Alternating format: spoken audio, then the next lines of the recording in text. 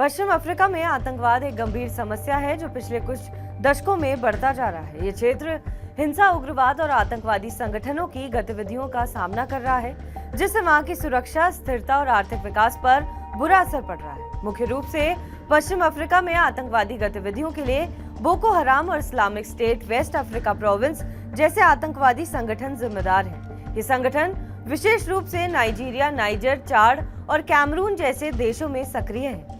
इनके अलावा अल कायदा, इंद इस्लामिक मखरेब और जमात नुसरत अल इस्लाम वल मुसलमीन जैसे समूह माली, बुर्किना फासो और पड़ोसी देशों में सक्रिय हैं। इन आतंकवादी संगठनों का उद्देश्य सरकारों को अस्थिर करना, शरिया कानून लागू करना और संसाधनों पर कब्जा करना है। ये संगठन हमले, अपहरण, मानव तस्करी और ड्रग तस्करी जैसी गतिविधियों में भी शामिल होते हैं।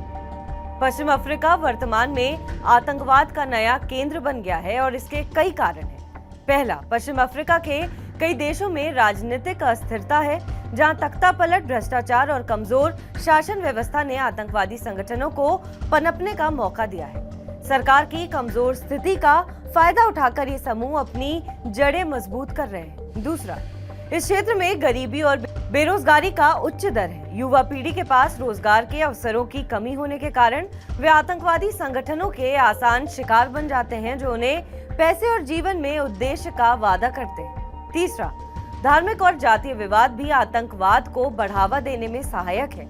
विभिन्न समूहों के बीच असंतोष का लाभ उठाकर आतंकवादी संगठन अपनी विचारधारा फैलाते हैं और नई भर्ती करते हैं। चौथा, पश्चिम अफ्रीका के आतंकवादी संगठनों को विदेशी आतंकवादी समूह से वित्तीय, वैचारिक और सैन्य सहायता मिल रही है। अल कायदा और इस्लामिक स्टेट जैसे संगठनों ने इस क्षेत्र में अपने प्रभाव का विस्तार किया है।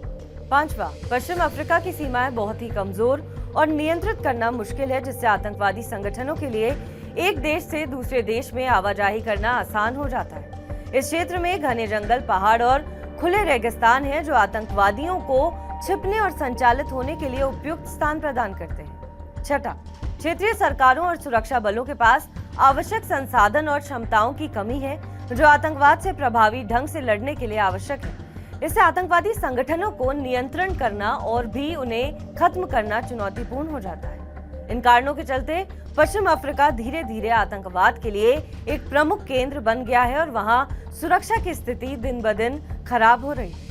बहरहाल, इस खबर पर आपका क्या कुछ कहना है, हमें कमेंट करके जरूर बताएं। बाकी देश और दुनिया की तमाम बड़ी खबरों के लिए आप देखते रहें TV9 डिजिटल।